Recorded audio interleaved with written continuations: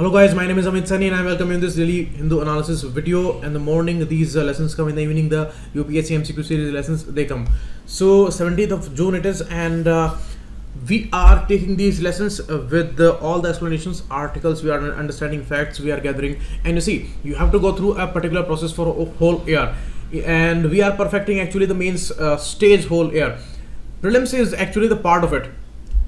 Facts and some important focus on bodies and all their details, laws and all, whatever that comes in current affairs mainly, and that static portion that is related one, so that is all integrated into it.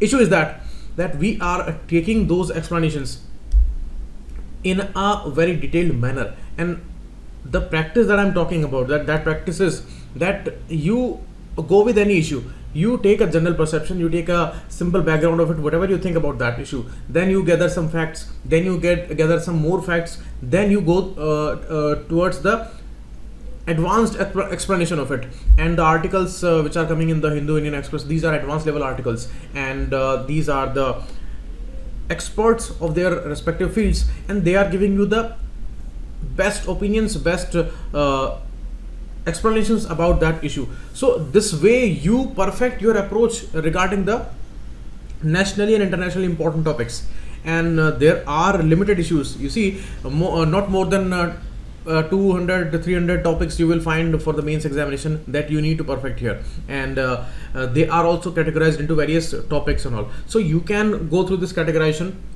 GS 1, 2, 3, 4 is the official one according to the syllabus, but you can go with the important categorization of other topics like weaker section, women-centric issues, social issues, economic issues, laws and acts and all, and environmental provisions and all. So these things, these categorizations will be very much important, and take important articles here and just have a reading, then go with the basic understanding, basic knowledge about that, basic observation, then go for more and more facts, and this way you will perfect the issue there, and ultimately you will be making important points about the topic, and this way they will be helpful in the mains answer writing and in the essay topic. So that's a great thing, and that perfect approach you need to practice each and every day. So that is the learning for today, and it will go on for next 1 year for you, and then only you will become perfect here. Now the very affordable courses which are launched by StudyIQ, by the top faculties, and important learning based issues, the dedication and the knowledge level of these teachers and their dedication, you all know about that, and these are affordable one. That is our main goal, that it should be affordable for most of the students, and they do not waste their lakhs of rupees and wasting their time, wasting their energy, everything, and gaining nothing out of it. And here these courses are important. Stay at your home, be healthy, and read consistently and learn. These are the numbers that you can call about that, and regarding those courses, in the description below in this video, to this video, all these things are given there, so you can connect with us. And this is the Facebook's group of mine where I upload these PDF, and Telegram's link is also given, and you must be knowing about the Telegram channel of StudyIQ. There also I upload these PDFs. So that is the case. These are the words that I found today. You can use them into sentences.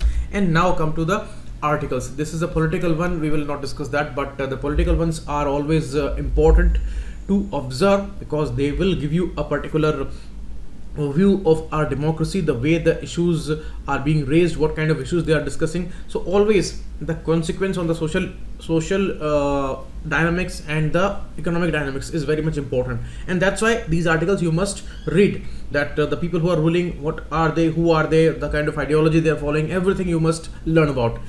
So not very much important from the exam point of view, so importantly you can take that into GS 1 and 2, and for essay it makes an important topic. We will discuss this article. It's regarding the public procurement policy and the lack here. So GS paper 2 would be important, and the next, missing remedies. This is the ongoing issue where doctors are demanding protection.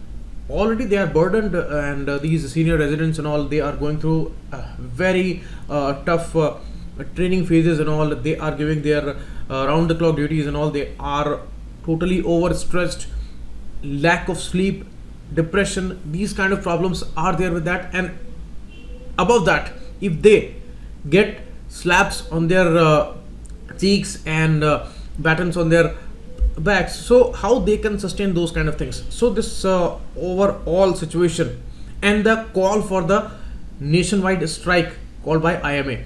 That is raising many concerns here. This issue became too much political, because you see, with Bengal and the central government, a lot of issues are going on. They were going on before the elections. Now these things are aggravated. In every field we are observing these tussles. Now a very sensitive issue and very sensitive field of medical side and the hospitals.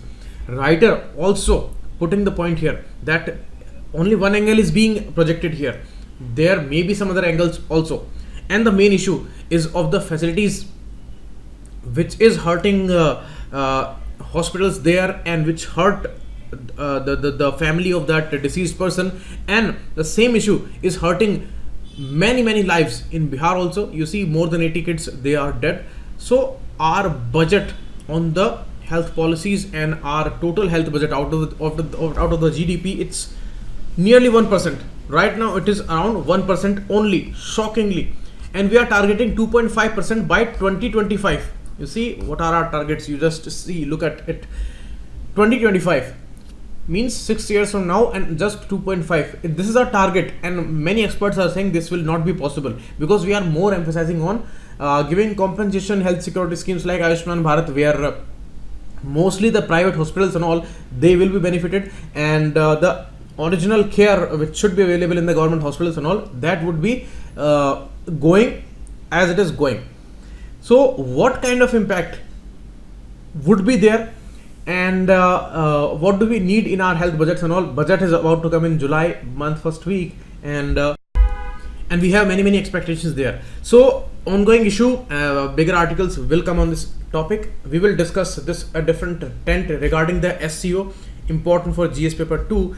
We will discuss this important article regarding the leader of opposition issue, and again the same condition here, because no party has got 55 seats apart from NDA and BJP and all. So this is a same problem again, just like the last Lok Sabha period, and GS paper 2 would be important here.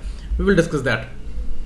Now, qualifying for leader of opposition, you see, in the CBI case we saw that last government, they did not go for appointing this leader of opposition for a longer period of time. And who recognizes that the power lies with the speaker in the Lok Sabha and chairman in the Rajya Sabha. So there is a case of recognition and the discretion. And you see, there is no constitutional provision regarding that. Only some provisions in the act, the act of LOP, Parliament Act 1977, that is somewhere applicable, that is defining something. Another one is the leaders and chief whips of the recognized parties and groups in the Parliament Facilities Act 1998, and the direction of 121C based on the convention. So these a few things are available regarding the leader of opposition. They talk about it. You see,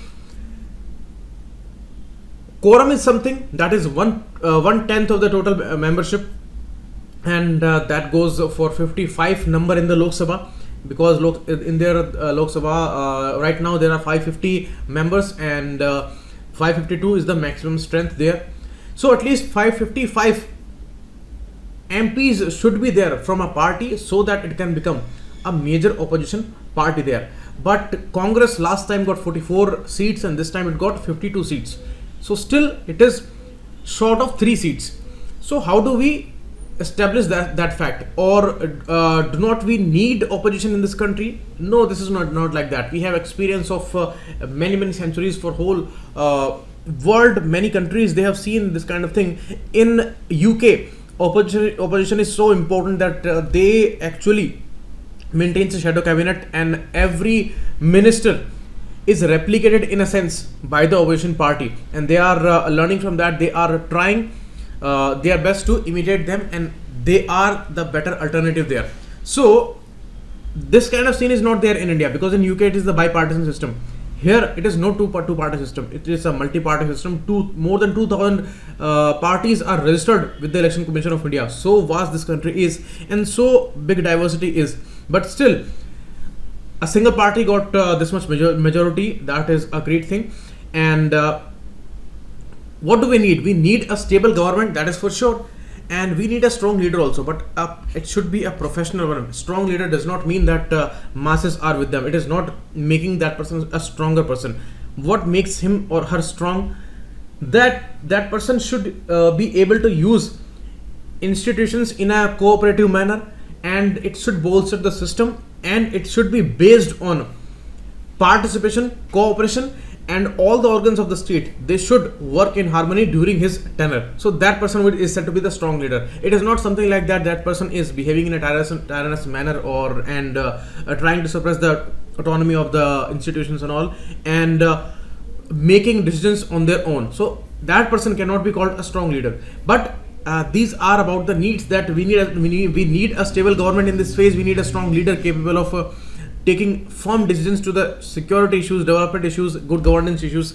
So that is the prime need. But there is a equal need of opposition also in this country, and not in this country, in all the countries, because there is a case of balance, there is a case of accountability, there is a case of responsibility. Absolute power corrupts absolutely. That is the case, and there is no exception to that. If somebody is becoming too much powerful, then there are sure chances that that person or that party, that particular group would become somewhat corrupt. So that we cannot survive with, but it is going on, and that is eating our system and making it hollow, and it's a usual process for this country. So that is the reason that we need some checks and balances, and opposition party is the biggest check on the government, and they will talk about the crucial issues, but otherwise they will never answer about anything. They will not arrange for any kind of replies or responses on crucial issues, and they will always try to present their good reports, and they may be true, they may be wrong. So this would be the case, and things would be very, very risky, and most of the times people are very much corrupt in this kind of system. So that we cannot allow to develop here, but at some level it is there, but on an ideal condition we cannot allow that. So without opposition there is a destruction of democracy, and nobody can nobody can go with it, and no country can afford that. Now the case in the history, you see, leader of opposition was not that much important always. Before 77, when Indira Gandhi lost the election after the emergency period and all, before that there was not that much importance of a leader of opposition, and you see today the importance is too much, and the person is invited in some selection committees and all. He or she is the member of the some selection committees, and like in the CBI case, when they wanted to remove that person, then it was needed that they should call the leader of opposition also, so that person holds his or her opinion. So that's very, very important, because selection, removal, transfers, these are bigger things on the bigger posts. So that person has become so much important. And you see, the allowances and the perks which are given to leader of opposition, they are equal to the cabinet minister rank. So that's also making it very, very important. If we talk about the public account committee, then again it's a very crucial issue that puts a check and the a kind of a balance on what? On the financial transactions of the government. Although it is just checked after they are done, but somehow they can know about that. But it's a different case that in Rafale issue we saw a different story, that leader of opposition said that I did not went through any kind of report in front of me, but they said that we represented a report to the leader of opposition there in the public account committee. So these kind of cases, they make these issues very, very important. Means, as a gist of all the discussion, that leader of opposition is very, very important. Without that, opposition means nothing, and without opposition, democracy means nothing. So here, first leader of opposition was leader of INC organization. That was a different faction in the Congress only, and he was Ram Subhag Singh, the first person to be formally recognized as a LOP in Lok Sabha. So that may be asked in UPSC. And next, when it became important, and that act came in 1977, that defined a lot of things, and this issue of 55 members and all, that was also discussed. And from 9th to 15, it was not a problem, because every time some party was there which in the opposition, which was having at least 55 seats. So this problem came in 16th Lok Sabha, the last term, and in the 17th Lok Sabha. So what do they subscribe to now? Like this 77 Act is there, and this 1998 Act is there, and the Direction 121C. That is important convention based rulings and all. So these can be incited here. And issue is that first we need to recognize that opposition is important.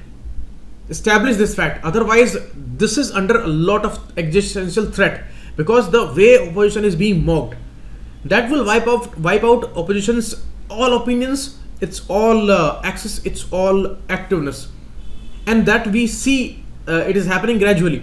That opposition is mocked in each and every case. So this is not a good condition. We are actually making government too much powerful. So that is why leader of opposition is very, very important. UPSC will certainly ask a question on that. And now this discussion is going on because again it's a problem, because no party has got 55 members apart from BJP. So what to do now? And they need to go with these acts and their provisions. And then they have to understand that although it's not 55 members, but the pre-poll alliance should be the option here. And with that, these numbers can be fulfilled. And the issue of the discretion and the recognition, because as I told you, in the Lok Sabha, the discretion and the recognition lies with the speaker, and in Lok Sabha, speaker comes from the ruling party. That is also a very problematic case in India. And next, in the case of Rajya Sabha, it is lying with the chairman. So mainly it's a problem of Lok Sabha, because there things are not neutral, and that person is from the ruling party. So how can a person from a ruling party remain neutral? It is just expected, but in actual sense, in practicality, very many times it has been observed that speakers, they behave in a biased manner. So this discussion should be proper, this should be fair, and this should be honest, and we need to understand that particular fact. So this was the article of the major article today. Now important article regarding the public procurement. It says that Supreme Court is very much miffed with the situation. On what? Supreme Court says that every case where tenders are released by the government, and then public procurement is fixed, then they wait for outcomes, but every case comes to us, every case comes to judiciary. What is that problem? Why you cannot solve these situations? Why you cannot take these things in an honest manner? Why everything creates controversy? Why everything is reaching up to us? Are we here only to solve your problems? Other problems are also there. So it's a genuine case by Supreme Court, but Supreme Court is missing something here. The writer says that it is all a consequence of a inadequacy and the inefficiency. What inefficiency? It is the issue of law. There is no public procurement law in India. That's the problem. What is procurement? Means if government wants to do something, it wants to create dams or something like that, then it will come up with these tenders and all. Contractors will come, they will get their bids and all, and they will win the project, and they will implement that and execute that. So this is the way of public procurement, and it amounts to 30% of the GDP. So huge the number is.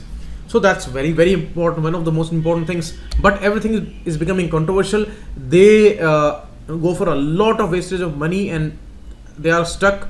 Time is wasted, money is wasted, and the cases, they are stuck in courts, and courts are overburdened, and they are not able to understand things, and projects are delayed and development is delayed, but nobody cares, because always this excuse is there that matter is going through court, and it is High Court or Supreme Court, they will deal with that, and we are waiting for the verdict for that. So that is the case. So instead of these robust public procurement laws, there is a maze of regulations, guidelines, and rules. And when these kind of complex issues are there, then always the corruption comes, and that these tenders and all, these are the most corrupt processes in the democracy. And in every country we see many issues we see, and especially in this country, tenders, contractors, maximum number of corruption cases lie with these kind of things, and that's why they are ending up in courts. So here we need to go into the history. In 2012, the UPA government tried to bring this particular bill, but that could not be passed, that could not become a reality. Again in 15, by the NDA government, they tried to bring it, and this was a significant improvement, and they came up with a very nice draft, but that never became a reality again. It is still floundering, means it's stuck and it is not able to move. So political will is also a problem, a big problem. Today they have all the important majorities and all, they can go for big decisions and all. So we are expecting that things will come on the track very, very soon. But this problem is very much complex, and it is dealing with the most controversial issue. Many sensitive projects are stuck like that, and this is a matter of development and the governance, and it is all because there is no perfect law for that, and we need to have that here. So now this is the time they can go for it. And you see Article 282 talks about the financial autonomy of the union and the states. It says that in the name of public welfare and in the name of public purpose, union government or the state government, they can go for any kind of expenses, they can spend the money, but here the money is spent, time is spent, but the result is not coming. That is the problem. So this Article 282 is also very much important, and it is the case with the center. The same case goes with the states. There are only 5 states who are having this particular law, and some important guidelines were given by Supreme Court also in this case, like which are called prescriptions by the Supreme Court in the Madras Bar Association versus Union of India case. So here it said to High Courts that under Article 226, where the writ jurisdiction is there for the High Courts, and that is bigger than the Supreme Court, they say that it's a wise thing, and you must use that with all the efficiency, and you must solve all these cases. But again the issue comes to the court that they are overburdened, and why every case is coming to court. That should be solved, and the only solution is that we have the robust policy and the law for that. So that is the case. Next, the gist is given here, and issue of efficiency is the most important thing in the developmental process of the democracy, and that is stuck with these kind of inadequacies. Next, the different tent, the Shanghai Cooperation Organization is becoming vital to India's Eurasia policy. Vital to India's Eurasia policy. You see, we are dealing with the European Union. We are trying a free trade agreement there, and we are dealing with bigger countries. USA is an important pole of the world, and they all are just putting their impacts. They all want to create their particular poles. Like America wants its own, China wants its own, Russia wants its own, European Union wants its own, and we are dealing with all of them. Now we have certain policies for certain regions, and we cannot ignore anyone. We have to go with specific policies according to the area. So Eurasia is that region. That is the future, because it is the Asian century, and Europe plus Asia, nothing can be bigger than that. All the development, all the population, everything is there in this region, and regarding that we have certain understandings and all, and this policy is going on. And here this SCO like bodies, which are having bigger countries like Russia, China, and Pakistan, India. So biggest organization, biggest number of people living there, and impact is also too much. Russia, China, two big powers today, although China started with us only, but today it is rising very high there. So they discuss geopolitical situation there, and this is the troubled world, where world is multipolar, and they all are pulling smaller countries towards each other. Smaller countries are finding it very, very difficult, and it is the problematic phase mostly for the developing nations like India, where they are not so small, they are not so big. They have many problems, there are many challenges, so they need to go for the best policies and the best decision making. That is the need here, and this kind of grouping SCO is a great opportunity there. And it says that we need to solve some issues with the Pakistan also. It's a great platform, and we should have gone with some kind of formal meeting or something like that, but that didn't happen. Terrorism is the biggest problem in this world. The SCO's regional anti-terrorist structure is there, that is called SCO rats. So that also discussed the issue, and the world is problematic because Taliban is rising, withdrawal of US is not happening properly, and Afghanistan is very much weak. It's a unstable region. So that is why it was the core theme of this this particular declaration in the Bishkek. So Pakistan, Afghanistan, main issues, terrorism, central issue, and here it was India, which became a member in 2017 recently, and with Pakistan we became a full member of SCO. So that holds a lot of importance, and it's a very important grouping where India and Pakistan can have some channel to solve their problems. So that is the case, and that's why this thing is given in this article that it's a great opportunity for us. We should exploit each and everything, because SAARC and other BIMSTEC and all these bodies, they are active, but they are not very much impactful, and SCO is too much impactful today, and USA is not there, Russia and China are there, and we are the next biggest country. And this cooperation, I always say these three countries, they should be on the same page, but it's not possible. Even China and Russia, they were enemies, but they are coming together, but India is somehow isolated from this group. This G20 summit is also going on in Japan, Osaka. The final will happen in 28th of June. And before that, in different cities, the ministerial meetings are going on. They discussed the Belt and Road Initiative, and India maintained its position there. So that's a status quo. And they discussed some other security aspects, some business aspects like 5G network and all. They discussed all these things in various meetings and all. So this is important. So it talks about wide range of issues, and that's why discussing these issues with the biggest countries of the world, that holds some importance there. Next, drugs of 18 pharma firms found substandard since 2018. We are dependent during the time of disease on these tablets and drugs and all. If they are found to be substandard, what can be the bigger betrayal with the consumers? But that's going on. This PM BJP Yojana, that is providing generic medicines, and they are given mainly in the very dreadful disease like cancers and all, and they are substandard drugs. They are actually eroding the trust there, because many drugs, they are not working, and a lot of blame is shifted towards other people, and the actual culprits, they are escaping always.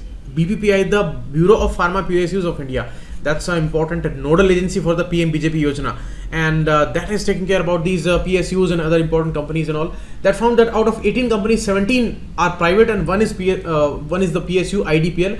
There these substandard drugs were found.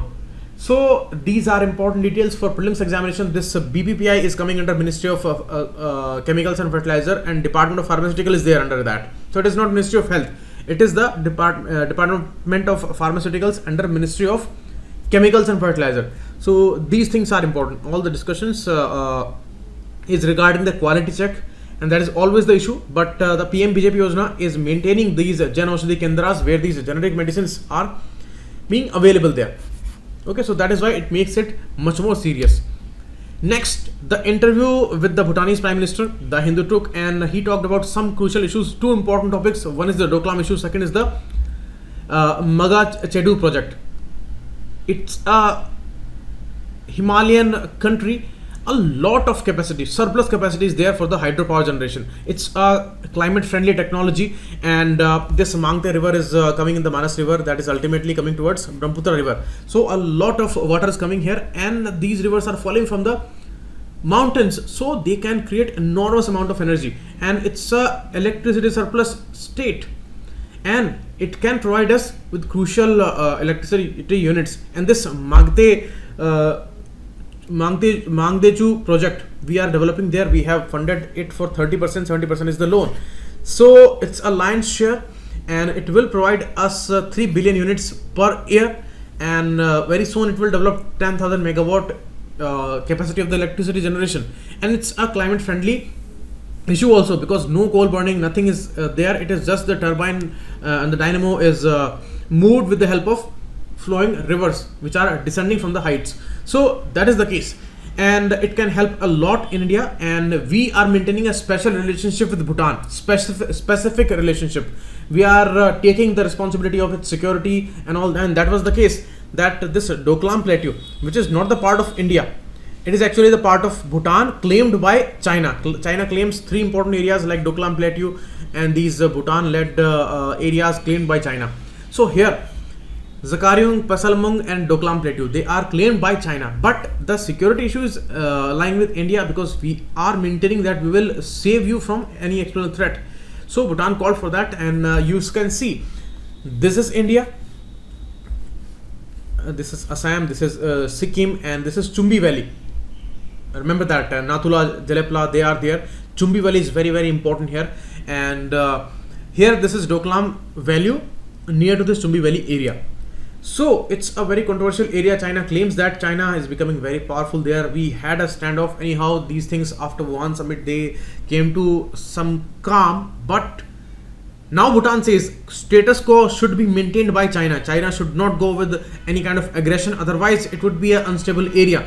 And bigger countries are involved here, China and India. And they all have their own self-respect, egos and all, so they will never back down in any kind of standoff and all, and these things will be devastating for the region. And Bhutan is trying to balance here, and this is not so simple for a smaller country like Bhutan, Nepal, that they can balance India and China like giants.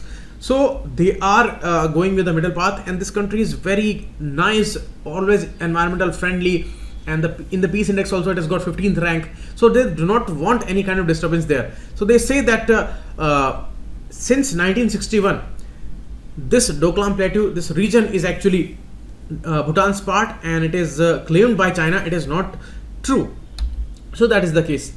And second issue that I explained to you, it is the Mangtechu project. So two things the Bhutanese Prime Minister discussed with the Hindu. So here these details are important for us in the prelims stage mainly.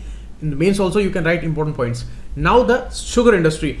Record production was there this year, and our demand is 26 million tons domestic consumption, and it is 32.9 million tons this time. So we can have surplus amounts here. We want to export there, but the export is not that much supported because there are some policy lags. Government has gone with the mill-wise export quota and linked some of the subsidy schemes to export, but the industry says that it should be industry-wise. Otherwise, it's not good, and Ganna Kisans are always troubled. You see, in the international market, 10 rupees per kg is the price for sugar. So that's a big gap here. Okay, and if white sugar's price is only 10 rupees per kg, then exports are very much difficult here, because here 35 rupees per kg is the minimum selling price, and consumers are getting it around 45 to 50 rupees per kg, maybe more than that. So that is a different case. So we are buying an expensive sugar there, and they want to export it. We have surplus here. We cannot allow it to go waste, but the policy changes are needed here. So go for this particular crop. What are the conditions needed geographically, climate wise, and what boosts its production? And North India, South India, two regions are there. Southern India's cane is better in terms of juice and all, in terms of sugar production and all, but majorly it is grown in the northern area, and northern states are the major producers here. So that is the case. So these details are going to be very, very important. And next year it will be a lesser production because of the lesser monsoon and all, but this time it's a bumper production, and it's a rare occasion there. Okay, so many other articles will come regarding this issue, and it's more a localized one, and issue is regarding the subsidy scheme and the export quota issue, because right now there is a mill-based quota that is not right according to the experts. Next, regarding plastic, we discussed about the Geneva Convention, we discussed about the Rotterdam Convention, we discussed about the Stockholm Convention, and in the Geneva one they added plastic to the hazardous waste list. Now it is recognized. We as a country, we have banned the import of single plastic use. Canada is gonna ban the plastic use in its country by 2021. So all countries are going for that. Now in the G20 meetings which are going on, environmental ministers meetings are going on, and the final one will happen in, the summit will happen in Osaka, Western Japan on 28th of June. So in this important ministerial meeting, they are committing that we will take major steps regarding the ocean plastic, because we have to target problems now, and this is the biggest problem for the oceans. Plastics are not degraded naturally, and they are only recycled, but the recycling is not also happening, and just 10 to 15% of the plastic is recycled in this world. So it's a major problem, and it is reaching up to these oceans, and many aquatic animals like whales, from whales to the smallest one, they are dealing with the plastic and they are losing their lives. It is all affecting the ocean, polluting the water and killing these aquatic animals. So we as humans, we are totally a failure here. We need to take major steps here, and it is now committing regarding that. So this meeting was regarding this plastic waste, ocean plastic waste, and regarding the second issue of CCS and CCUS, that is carbon capture, storage and the use. They are discussing and boosting the issues of hydrogen fuel and the fuel cell technologies. As I told you, fuel cell technology means it is converting the chemical energy into electricity. So that's a major a particular kind of system that is very much effective, and it can have major solutions in the future because it is using hydrogen fuel there. And this question was asked in the UPSC also 2 years back. So they discussed about this issue. So two important topics in the G20 environmental ministers meetings. Next issue regarding turtles, major species, they are under a lot of threat.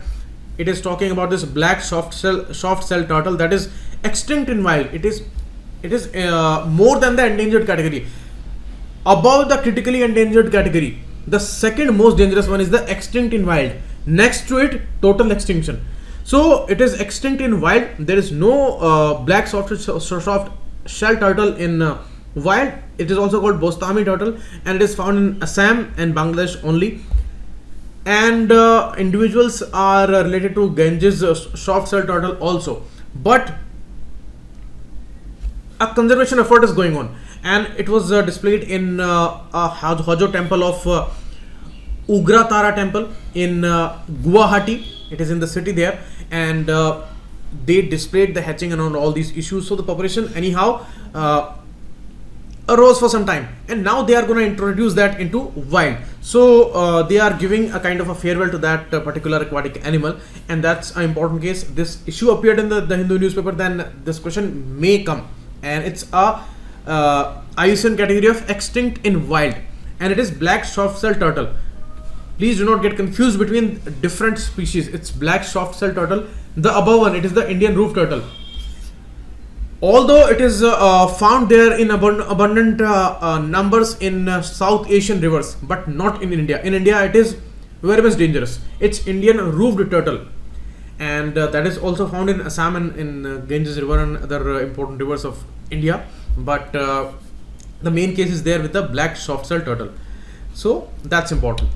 Next, cyclonic storm. I explained to you the issue of cyclones. As I told you, mainly more heat, more evaporation, and the energy that is released when the water is turning from liquid to gaseous state, then the hidden energy that is released, that is giving boost to this cyclone, and that makes it very much stormy and a powerful one.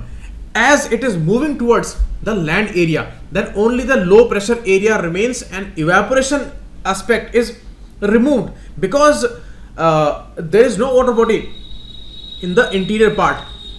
More evaporation is happening because it is the coastal area, oceanic region, and here the evaporation is giving energy to the cyclonic storm. So it simply turns into the less powerful form, and depression is that kind of a form. It's a least powerful form of a cyclonic storm. So this cyclone Vayu that was very much feared, and it created havoc on the Veeraval coast of Gujarat. Now it is turning into a depression because it is moving towards the interior part, and there this low pressure is there, but the evaporation is not there, so it will vanish with some time. So that is the forecast, and the main issue is of the understanding of it. Next, Hong Kong. The people who call themselves Hong Kongers, not Chinese, and they in a way hate China in this sense because China is always trying to dominate them, and they never like it. And it's a fourth major urban agglomeration of this world. As I told you, Pearl River coast is there. Pearl River mouth is there where this Hong Kong city is located. I showed you the map also. And the protest is going on where millions of people, they came on roads against a extradition bill, where Carrie Lam, she is the executive there. She said that if any person would found to be suspicious, we will send this person back to China. And that was never acceptable to these people because many flaws were there and many innocent people were the targets of it. So they went for a lot of protest on the roads at one time.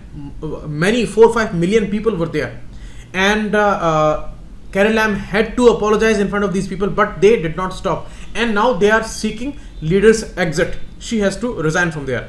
So this case can be there, and as I told you, it's a major area, and it was a former, it was a colony of Britishers, and in 19th century, in till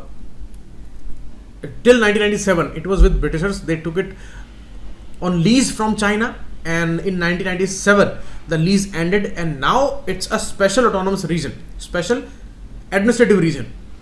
China says that it's an integral part of us, but they say that we do not want to go with the mainland China there.